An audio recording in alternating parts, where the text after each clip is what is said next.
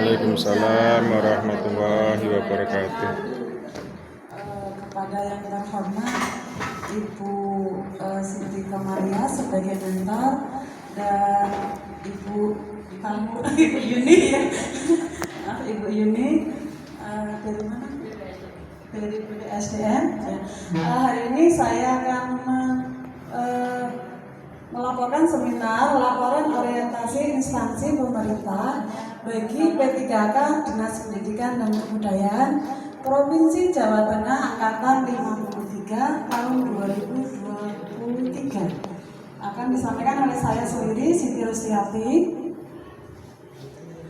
Kemudian biodata saya, nama saya Siti Rustiati, jabatan ahli pertama guru IPA. Instansi saya di SMP Negeri 5 Pemalang. Topik seminar menggunakan media pembelajaran digital sebagai minat belajar siswa, sebagai minat belajar peserta didik di sekolah di SMP Negeri 5 Pemalang, Kabupaten Pemalang 2023. Ini adalah peserta orientasi untuk TILAP 14 bertempat di SMP Negeri 2 Pemalang. Ini ada gambar ibu mentornya juga. Kemudian rencana kami dalam 5 tahun. Rencana kerja kami dalam 5 tahun. Yang pertama itu adalah menyusun rencana pembelajaran, tahapan kegiatan, membuat RPP, silabus, kemudian rencana pembelajaran, rencana penilaian. Outputnya meningkatkan efisiensi dan efektivitas pembelajaran. Penerapan nilai-nilai berakhlaknya, melaksanakan pekerjaan sesuai dengan prosedur dan ketentuan yang berlaku. Ini termasuk dalam nilai akuntabel. Kemudian yang kedua, melaksanakan pembelajaran dan bimbingan. Jadi setiap hari kami selalu melaksanakan pembelajaran dan bimbingan yang diawali dengan berdoa dulu, tapi sebelumnya biasanya kami mendisiplinkan anak dengan baris dan salaman dulu. Setelah masuk baru berdoa, kemudian absensi, menjelaskan materi PPT dan video pembelajaran, kemudian literasi dan numerasi. Jadi anak menulis karena saya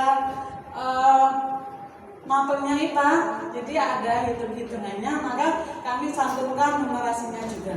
Kemudian yang berikutnya adalah tanya jawab. Setelah tanya jawab siswa dengan guru, kemudian kami melakukan penugasan melalui Google Form.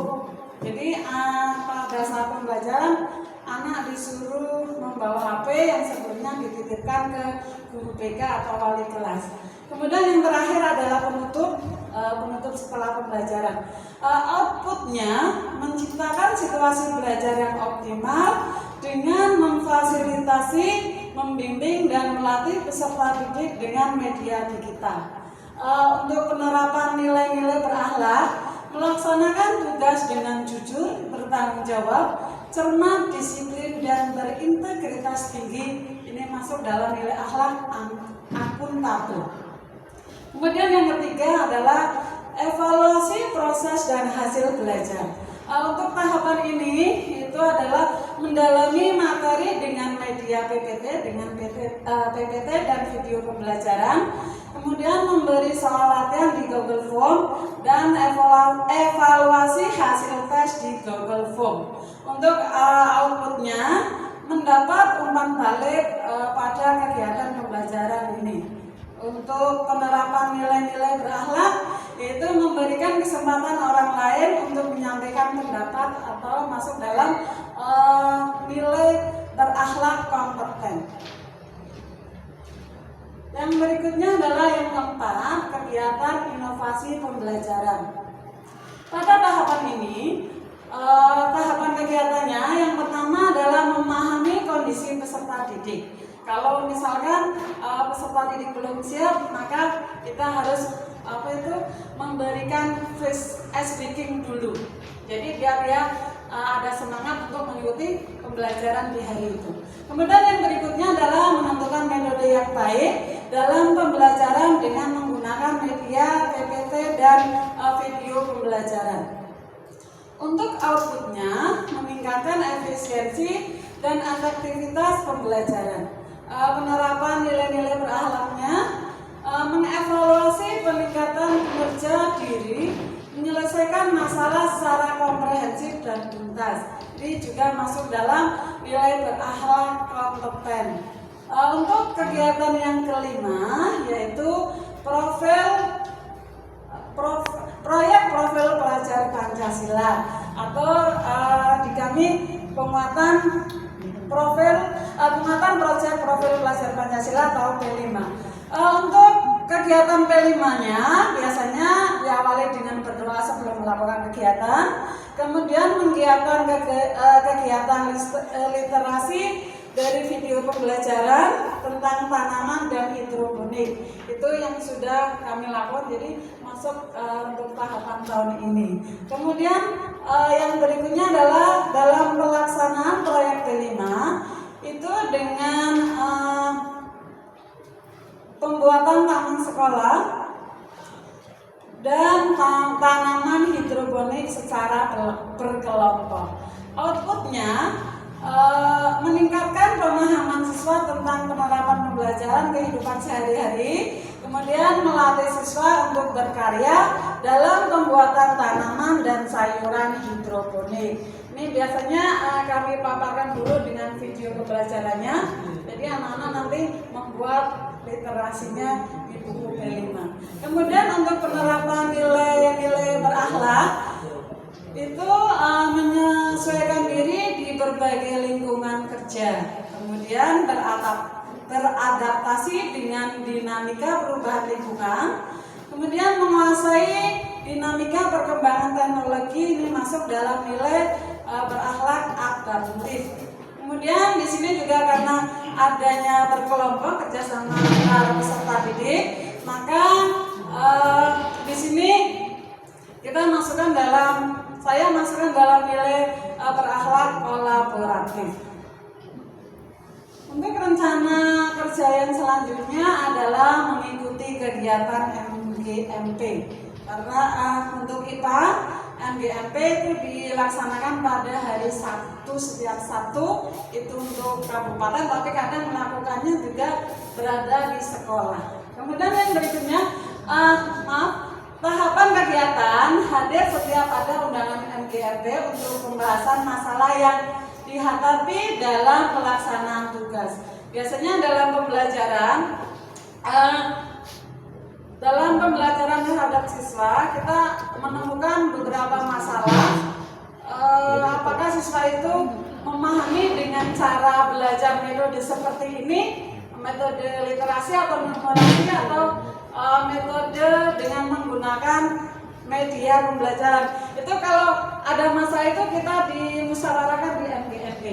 Kemudian outputnya meningkatkan kapasitas dan keprofesionalitas guru. Untuk penerapan nilai berakhlak, menjaga hubungan yang baik dengan rekan kerja, atasan, bawahan, dan stakeholder. Di sini masuk dalam nilai berakhlak harmonis karena adanya hubungan itu.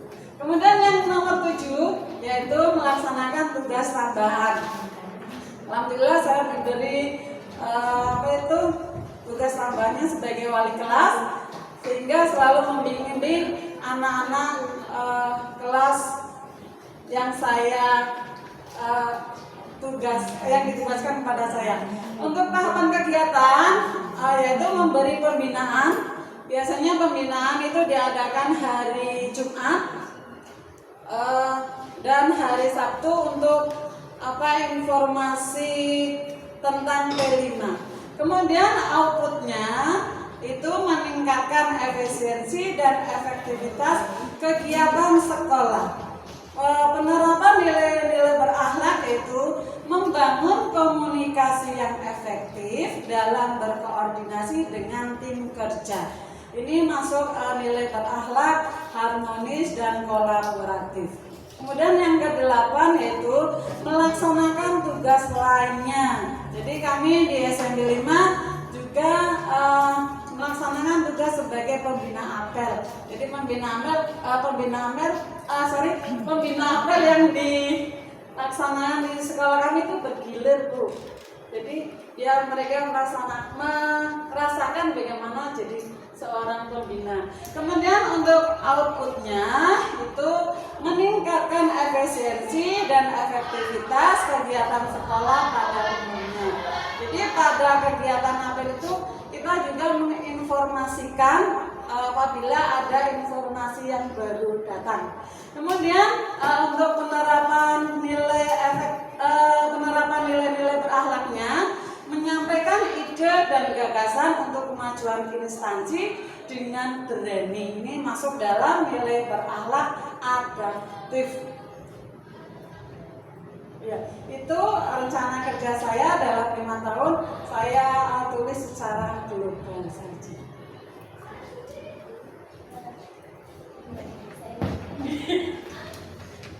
Terima kasih atas paparannya Ibu Siti Rusiati, dan saya ucapkan selamat datang Ibu Yuni dari BPSDM Jawa Tengah Sugeng Enjing Ibu dan tim dari DKD Kabupaten Pemalang. Selamat pagi Bapak. Baik, untuk selanjutnya yaitu sesi tanya jawab kepada Ibu Mentor, dipersilakan.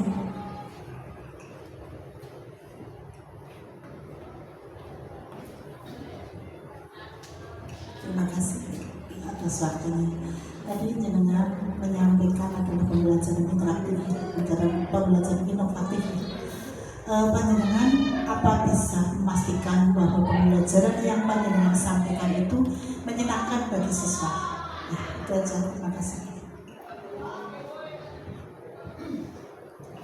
Ya, dari pembelajaran yang saya sampaikan ke anak, karena melalui media PPT, jadi anak itu kalau disuguhkan dengan gambar-gambar apa dia tercengang. Oh gitu ya. Jadi menurut saya itu adalah termasuk dalam pembelajaran interaktif. Kemudian setelah itu saya juga menyediakan video pembelajaran yang berkaitan dengan materi yang saya sampaikan. Nah, setelah mereka mengamati dari video tersebut, anak-anak juga merasa tertegun, ternyata lebih asik yang ini dengan media PPT dan video pembelajaran. Itu menurut saya tentang pembelajaran yang inovatif. Moga kalau ada masukan dari Bu Yuni. Barangkali ngasih tambahan biar saya lebih baik lagi. Jalan aja.